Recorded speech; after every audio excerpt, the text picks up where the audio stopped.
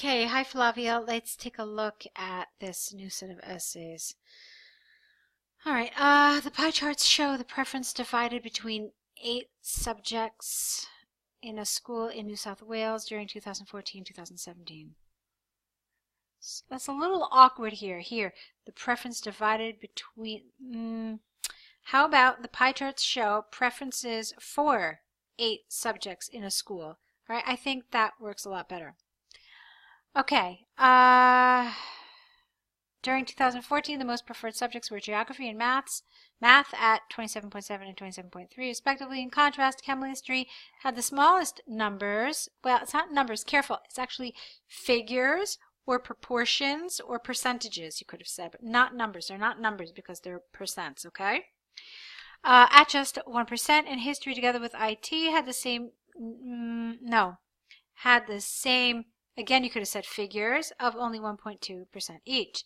Physics had the third position among students with 19.4, and biology came after 13.4. To complete the pie chart, not personal, it's physical education, just PE would have been fine, had 8.7 out of all.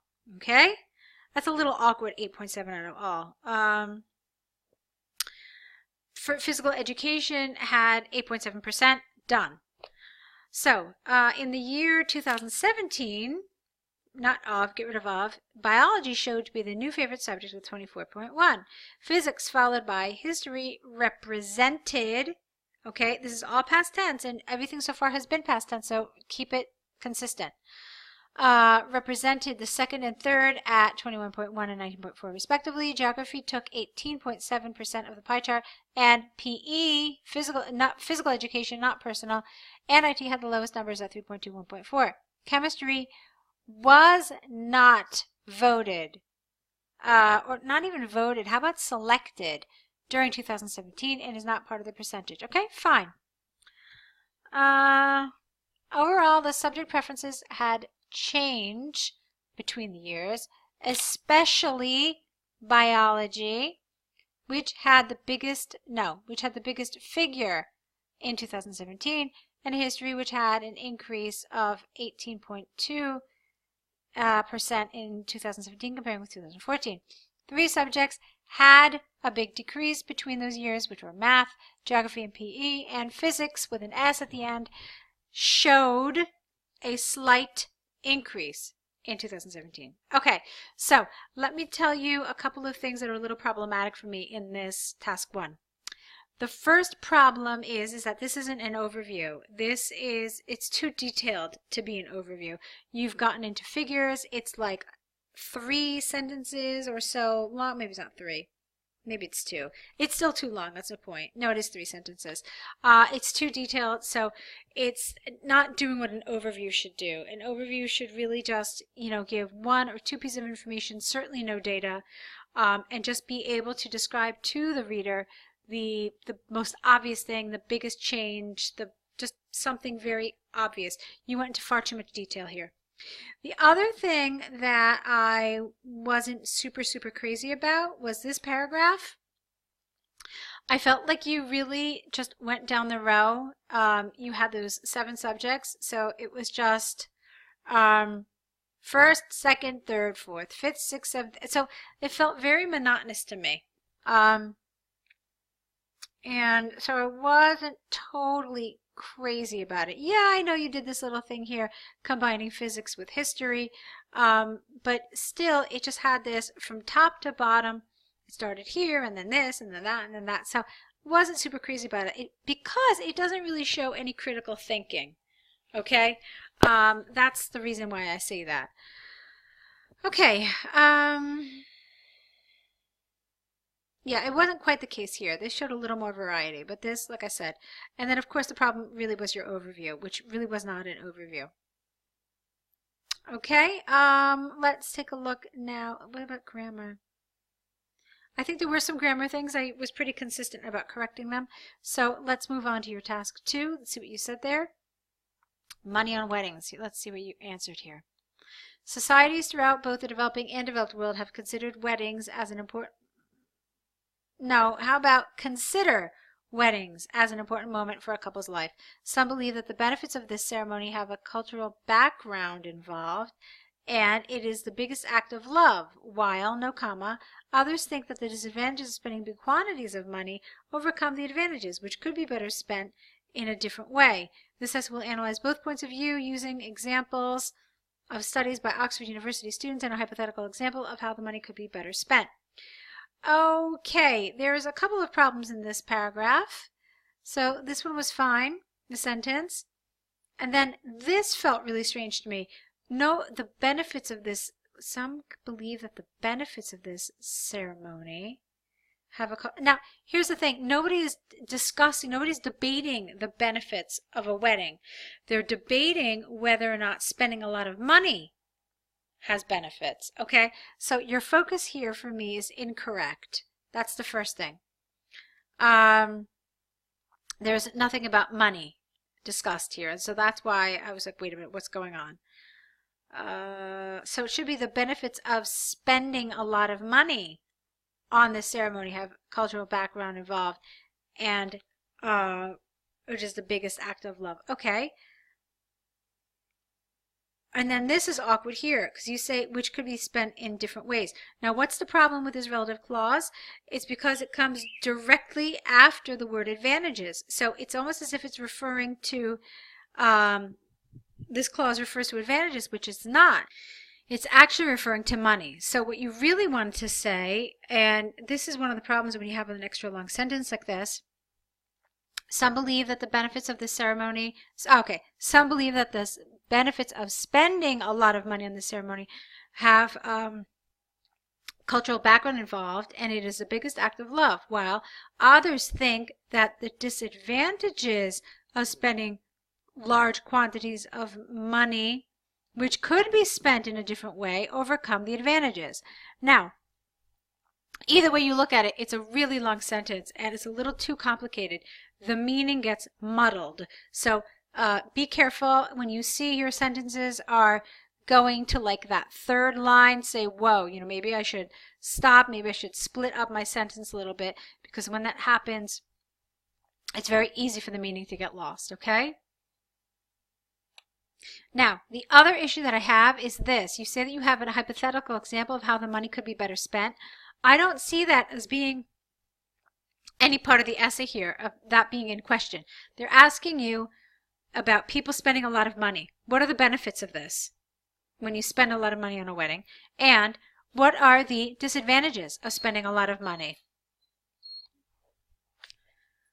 Okay, so let's move on to your next paragraph. On the one hand, there is ample evidence, no and here, there is ample evidence that weddings are one of the oldest celebrations practiced in history. Get rid of the.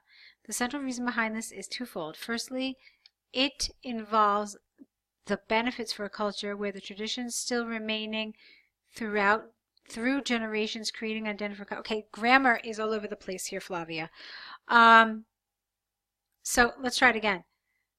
The central reason behind this is twofold. Firstly, it involves benefits for the culture where the traditions still remain throughout generations, creating an identity for a country. Okay, a little awkward, but I can get meaning out of it. Secondly, this union represents for most people a strong bond that is reinforced through, careful with your spelling, a wedding ceremony. For example, studies made by students at Oxford University have shown that nowadays 64% of people interviewed still that's inaccurate, still believe that a ceremony is part of a dream to be realized, while the rest suggest that there are more disadvantages on the question of time and money involved. It must not be forgotten that it is a personal question and it will fluctuate for different people. All right, so Flavia, this is really off topic, I'm afraid, because nobody is asking whether weddings are a good thing or a bad thing. They're asking whether spending a lot of money on these ceremonies is a good thing or a bad thing. What are the benefits of it? It's not even if it's a good thing. Is there any benefits to it? Are there any benefits to spending a lot of money to get married? Can you think of any? Are there any benefits involved? Okay? And And in the end, do those benefits outweigh the disadvantages involved with this? So you didn't talk about that at all. I mean, it sounds to me from what I read that you were basically just analyzing whether weddings have benefits, and that's not what they wanted to know. A lot of grammar problems, some word choice problems as well. So it's a paragraph that definitely has some weaknesses. On the other hand, although there is a case that many people go against what a wedding celebration, not party, it's the wrong word, proposes, seeing that one of the main all right, grammar here is, again, it's creating difficulty. You've got the sentence, again, it goes into like the third line here, and it's just very confusing to understand. So let me try it one more time. On the other hand, although there is a case that many people, no, I don't want it like this. Here's what I want to say. On the other hand, although there is a case for expensive weddings having benefits, for many people it goes against what a wedding should be. Seeing that one of the main reasons is spending an enormous quantity of money to reinforce love could be easily showed in different ways and attitudes. Now, this is what I think you're trying to say. It's still probably not the best way I could have said this, but I suspect that this is what you're trying to say here. Considering that most of the population does not have financial freedom, an expensive wedding, not part, I think you mean party, but it's still wrong. Wedding party is something totally different. So a wedding ceremony or a wedding reception would put the couple in financial stress, not A, or all savings made throughout the life would be spent in one day. For example, a study by the Bride Company in the USA reported that an ordinary marriage ceremony costs S around $24,000. Using a hypothetical example, the money spent in the ceremony could pay 13% of a house in California, or it could finance a trip around Europe for a month and a half. Consistent with this line of thinking is that, no comma, a wedding has positive points such as memories and an intense emotional experience, but the disadvantages might outweigh the advantages if it is related, if a okay, I have no idea what this is supposed to mean. Now, basically, you talked about the disadvantages. You mentioned this one, this was one disadvantage, essentially. The rest of it was just a lot of other stuff that you probably could have streamlined a little more. But so, and also it does ask you for the benefits and the disadvantages. I really felt like you only gave me one disadvantage. You're saying that they would either have financial stress or they would spend all their savings. So that's a little vague. I think you should have focused on two disadvantages of this trend and then explained why they're disadvantages. So from the arguments and examples given, will part from the presupposed of two people to be considered, I don't know what this means at all, in how the money will be better spent. Again, grammar, spent. But I didn't understand the first part of the sentence, so I'm not sure what you're trying to say.